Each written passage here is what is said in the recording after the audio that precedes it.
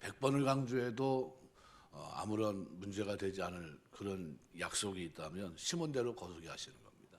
처음 제물로 처음 소산 하나님 앞에 드리는 거. 그래서 내 제물, 내 소산물, 다른 사람 게 아니라 수고해서 땀 흘린 것 하나님 앞에 처음 익은 열매로 여호와를 공경하면, 경외하는 게 아니라 공경하는 거다. 그래서 하나님과 사람에게 대해서 이 공경이란 단어를 썼다는 이 차원에서 본다면 어떻게 해야 되느냐 하는 것을 분명히 보여줍니다. 그래서 그것으로 여호와를 공경하면, 그러면 하나님께서 살아가는 날 동안 창고가 가득히 차고 포도즙 틀에 새 포도즙이 넘치게 하시겠다. 그래서 제가 빗대어서 이렇게 얘기했습니다.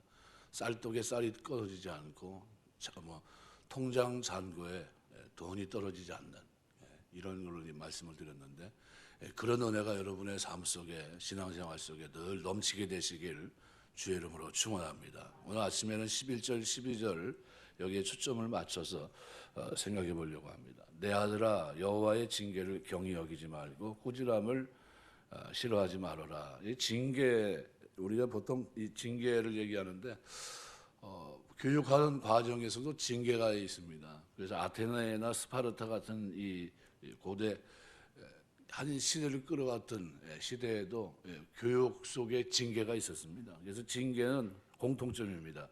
자유를 기초한 전인 교육을 했던 아테네 교육이야 스파르타는 자유를 용납하지 않는 철저히 복종하는 전사를 만드는 그런 교육을 했습니다. 그럼에도 징계는 공통점입니다. 그러니까 아무리 자유롭고 그죠? 자유를 용납하느냐 용납하지 않느냐 그러면서도 교육을 진행하는 과정 속에서 징계는 필수였다는 거죠. 그래서 우리 헌법 체계도 보면은 다양하게 나옵니다. 징계, 견책, 근신, 수찬 정리, 시무 정지, 시무 해임, 정직, 면직, 출교, 아주 대단히 많습니다. 교회 법에서도 징계가 있어요. 징계 가운데 가장 안 좋은 게 뭐냐면 출교입니다. 출교. 아주 떠나게 시키는 거죠. 신명기 8장 5절 6절에 보면 너는 사람이 그 아들을 징계함 같이 내 하나님 여호와께서 너를 징계하시는 줄 마음에 생각하고 내 하나님 여호와의 명령을 지켜 그의 길을 따라가며 그를 경외할지니라. 네. 우리가 신앙생활하면서 여호와의 징계, 그것은 복입니다. 복이 히브리 말이 두 단어가 있어요. 그래서 하나님 앞에 바라크, 무릎 꿇는다는 단어가 복이고, 또 하나는 뭡니까?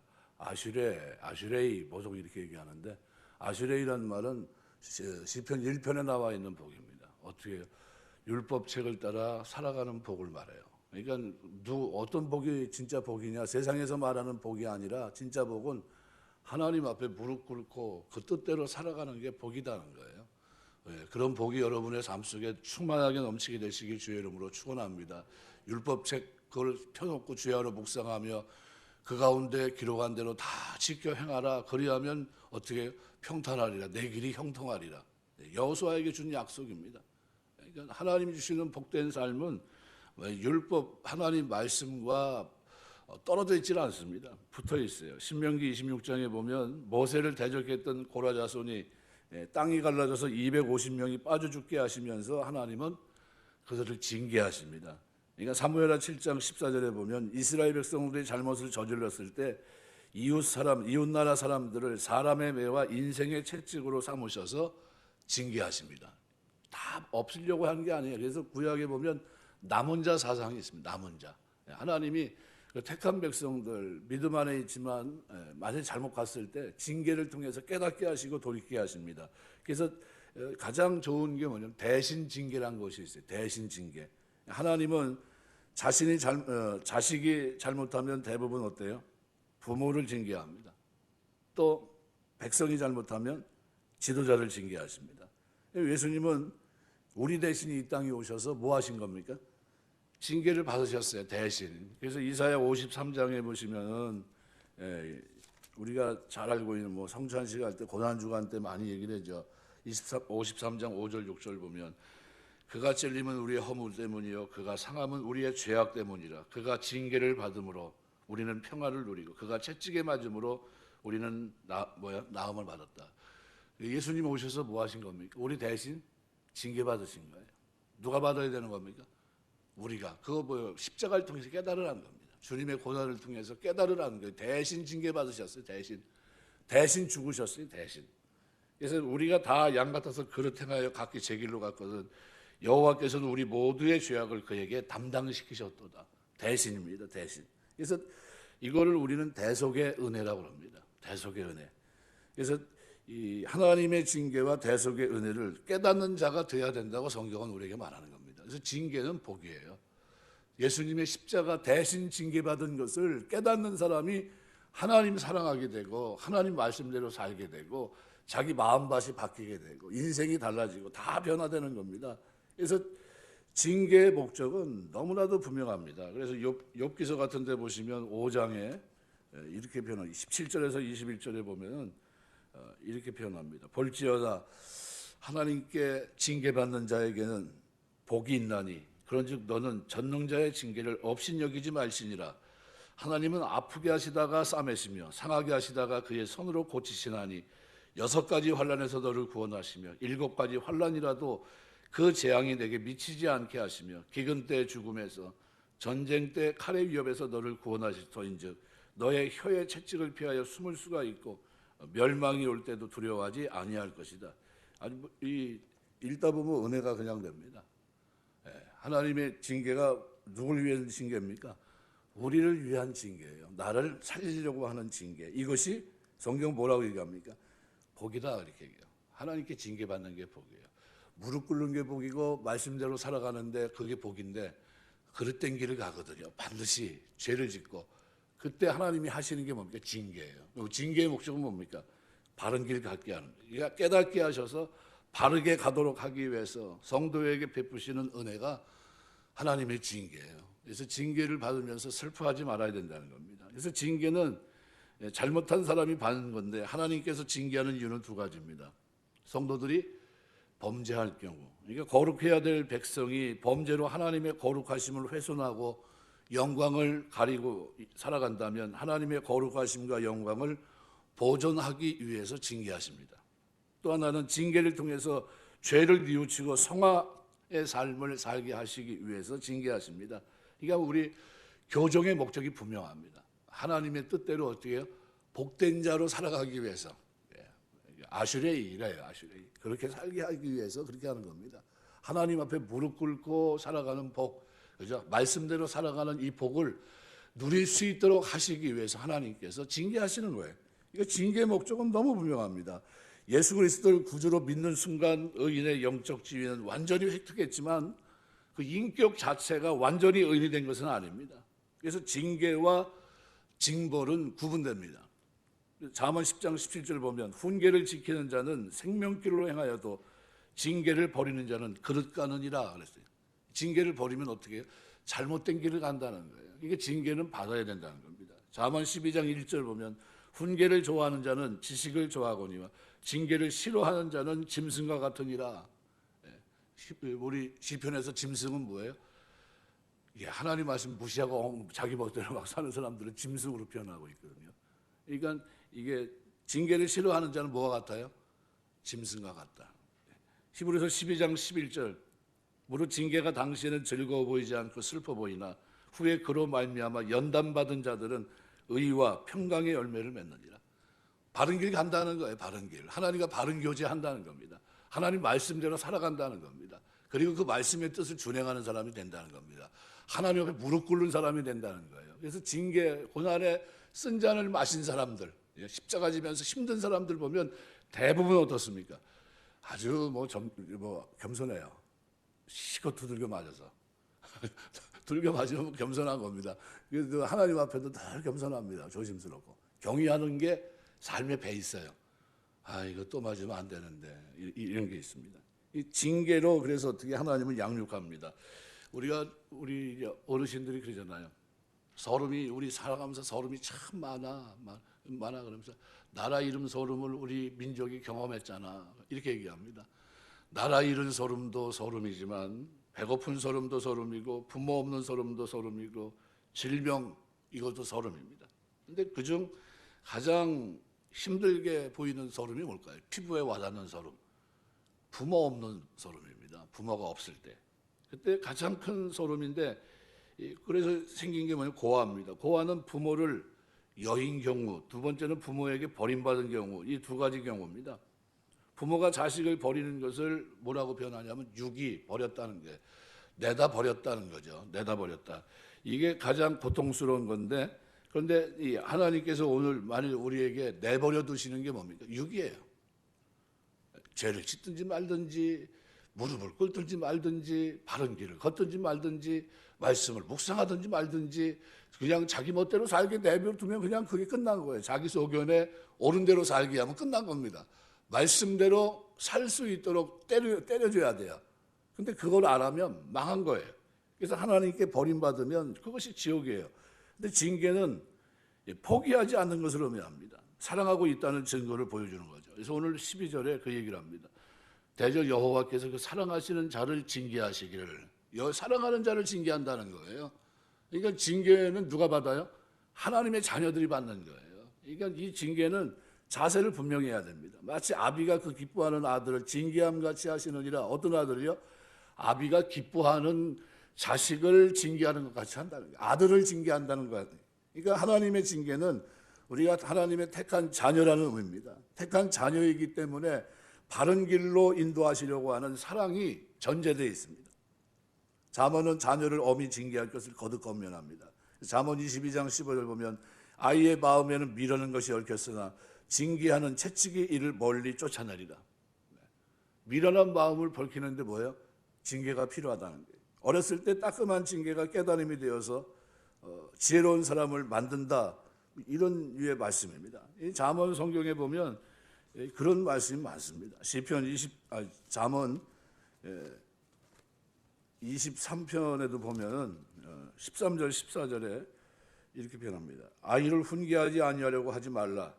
채찍으로 그를 때릴지라도 그가 죽지 아니하리라. 내가 그를 채찍으로 때리면 그의 영혼을 서울에서 구원하리라.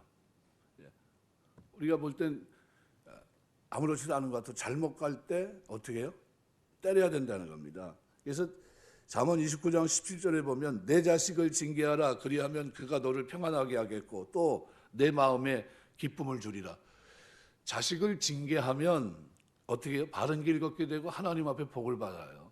하나님 앞에 축복을 받는다는 겁니다. 그러니까 어떻게 해요? 나에게 평안이 오고 마음에도 기쁨을 주는 그런 삶을 살아가게 되는 겁니다.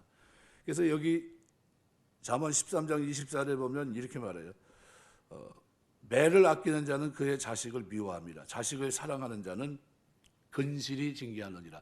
이 근실이라는 이 단어가 딜리전스라는 이 단어인데 영어로는 뭐 부지런하고 진실합니다. 뭐 이렇게 보통 표현합니다. 그런데 히브리 말이 재미있습니다. 어원의 뜻을 보면 이렇게 되어 있어요. 부지런히 아침 일찍이 악한 습성이 형성되기 전 잘못한 바로 후에 이런 뜻입니다. 그러니까 언제요? 근실이 징계한다는 게 뭡니까? 그때라는 거예요. 그때. 바로 그때. 그죠? 죄를 짓고 난 바로 그때. 잘못한 후 바로 그때. 악한 습성이 형성되기 바로 전에 그걸 어떻게 해요? 근실이 징계하라. 근실이. 그러니까 매를 아끼지 말고 자식을 사랑하는 자는 언제요? 근실이 징계한다. 그때 한다는 거예요. 그래서 속담에 뭐 어떤 말이 있습니까? 3살 버릇 여름 간다. 버릇 생기기 전에 징계하는 것을 근실이 징계한다는 거예요. 그래서 그때 고치시길 주의 이름으로 축원합니다. 잘 안 고쳐져요. 잘 고쳐집니까? 안 고쳐져요. 그 죄가 습관이 되면 운명이 되는 겁니다. 결국은 잘 안 고쳐져요. 근데 이 징계할 때 주의할 점이 있습니다. 그래서 잠언 19장 18절에 보면 내가 내 아들에게 희망이 있은지 그를 징계하되 죽일 마음을 두지 말지니라. 어떤 사람은 죽기 살기로 죽이려고 그래요. 아주 이게 징계가 아니라 너하고 나하고 끝이라. 그래가지고 자식을 죽이려고 막 그냥 두들겨 패고 있는 사람이 있어요. 우리 친구 집에 이제 어렸을 때 중학교 때 이제 친구네 집에 갔더니 그 집 이제 어머니 일찍 돌아가셨거든요. 아버님이 혼자 그냥 한 5남매, 4남매 정도 되는 자녀를 거두다 보니까 삽자루를 가지고서 이제 막 교육을 하시는 거예요. 삽자루. 이제 갔는데 이제 이름이 이제 종산아 이제 오라 그래서 갔어요. 이제 어디 가자고 그래서. 근데 지금 바쁜 거예요. 뭐가 바쁘냐면 삽자루 피해 다니느라고 바쁜 거예요. 그 아버지가 삽질을 가지고 이놈의 자식 죽인다고 쫓아다니고 있는 거예요. 그래가지고 얼마나 놀랐는지 그냥 집으로 와버렸어요. 아유, 집에서 아주 큰일 나고 이거 내가 잘못하면 그 삽자루 들고 나한테 오면 안 되겠더라고요. 큰일 나겠어요. 그래서 얼른 도망갔어요. 거기 있으면 안 되겠더라고. 그래서 그 다음에 만났는데 그랬지. 야, 너희 아버지는 왜 삽자루를 들고서 그렇게 하냐? 내가 그랬더니 그냥 있어, 그런 일이 있어. 뭐 처음인가 뭐. 그래요. 그 집 징계는 삽자루 징계예요.